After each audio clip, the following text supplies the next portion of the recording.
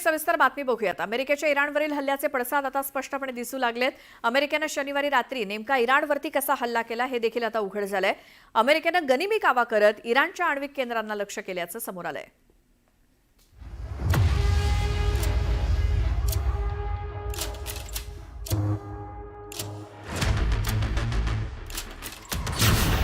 अमेरिकेचा इराण विरोधात गनिमी कावा, ट्रम्पचा इराणवर मिडनाईट हॅमर प्रहार, ग्वाम एअरबेसवर B-2 उतरवत दिशाभूल, हल्ला करणारे विमान थेट अमेरिकेतून आले।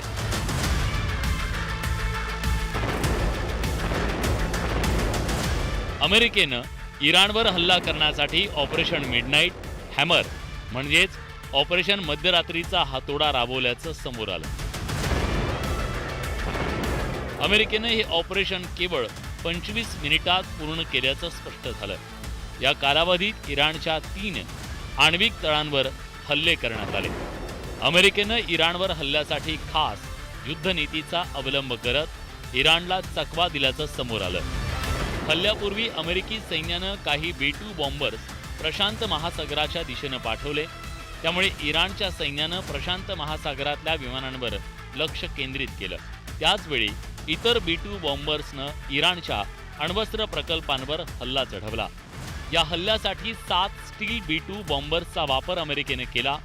या 7ही स्टील B-2 बॉम्बर्सचं मिसौरीच्या एअरबेसवरून उड्डाण झालं। हल्ल्यातील प्रत्येक विमानात 2-2 क्रू मेंबर्स होते। या ऑपरेशनसाठी एकूण 125 विमानांचा वापर केला गेला।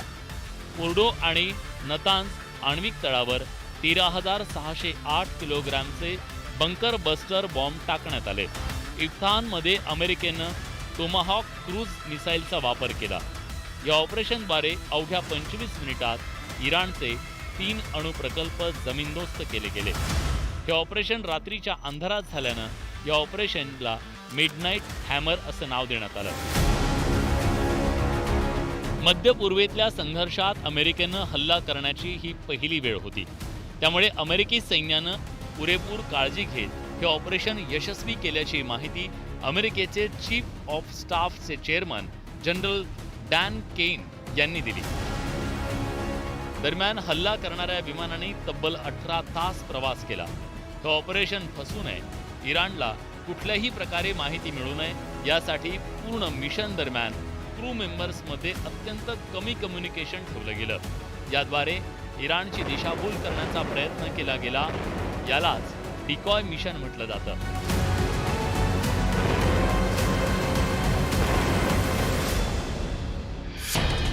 इराणचा आण्विक कार्यक्रम हा इस्रायलसाठी सगळ्यात मोठा धोका ठरत होता, त्यामुळे मित्रावरचा हा धोका टाळण्यासाठी महासत्ता असलेल्या अमेरिकेनं या युद्धात उडी घेत इराणला झटका दिला। जमिनीच्या पोटात असलेल्या इराणच्या अणुकेंद्रांना उद्ध्वस्त करण्याचं आव्हान पूर्ण करण्यासाठी अमेरिकेलाही थेट हल्ला न करता गनिमी काव्याचा उपयोग करावा लागल्याचं स्पष्ट झालंय। शरद जाधव, न्यूज 18 लोकमत, मुंबई। यानंतर एक मोठी बातमी आहे। महायुतीच्या समन्वय समितीची आज बैठक होणार आहे। स्थानिक स्वराज्य संस्थांच्या निवडणुकीसाठी उद्या महत्त्वाची बैठक आहे। भाजप, शिवसेना आणि राष्ट्रवादीचे प्रमुख नेते या बैठकीला उपस्थित असतील। आज संध्याकाळी 6 वाजता शंभूराज देसाई यांच्या पावनगड या शासकीय निवासस्थानी ही बैठक होणार आहे। महायुतीच्या समन्वय समितीची आज स्थानिक स्वराज्य संस्थांच्या निवडणुकीसंदर्भात महत्त्वाची बैठक होणार आहे। भाजप, शिवसेना आणि राष्ट्रवादीचे प्रमुख नेते म्हणजेच महायुतीचे प्रमुख नेते आज संध्याकाळी 6 वाजता शंभूराज देसाई यांच्या पावनगड इथल्या शासकीय निवासस्थानी उपस्थित असतील।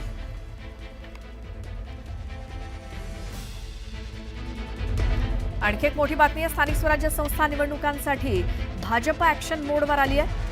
मुख्यमंत्री देवेंद्र फडणवीसांनी एक महत्त्वाची बैठक बोलावली। आज संध्याकाळी 7 वाजता वर्षा बंगल्यावरती प्रमुख नेत्यांची बैठक होणार आहे। भाजपची स्वतंत्र, आधी महायुतीची आणि मग भाजपची बैठक। स्थानिक स्वराज्य संस्थांच्या निवडणुकीसंदर्भात भाजप ॲक्शन मोडवर आली आहे। मुख्यमंत्री देवेंद्र फडणवीसांनी आज संध्याकाळी 7 वाजता त्यांच्या वर्षा या शासकीय निवासस्थानी प्रमुख नेत्यांची बैठक बोलावली आहे भाजपची।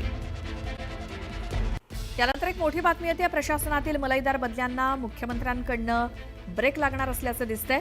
सार्वजनिक बांधकाम विभागातील बदल्यांना दणका दिला असल्याची माहिती सूत्रांकडून मिळतेय। तर भाजप मंत्र्यांकडे असणाऱ्या बदल्यांना ब्रेक लागलेला आहे. 2 नवनियुक्त OSDंची मूळ विभागामध्ये रवानगी करण्यात येणार असल्याची माहिती सूत्रांकडून मिळत असून तक्रारीनंतर शेकडो बदल्यांना मुख्यमंत्र्यांकडून ब्रेक लागणार असं दिसतंय. प्रशासनातील मलईदार बदल्यांना मुख्यमंत्री ब्रेक लावणार. सार्वजनिक बांधकाम विभागातील बदल्यांना मुख्यमंत्र्यांकडून दणका देण्यात आलाय. भाजपच्या मंत्र्यांकडे असलेल्या बदल्यांना ब्रेक लावण्यात येणार असून 2 नवनियुक्त OSDंची मूळ विभागामध्ये रवानगी करण्यात येणार आहे. आलेल्या तक्रारींनंतर शेकडो बदल्यांना मुख्यमंत्र्यांनी ब्रेक लावला असल्याची माहिती सूत्रांकडून मिळाली आहे.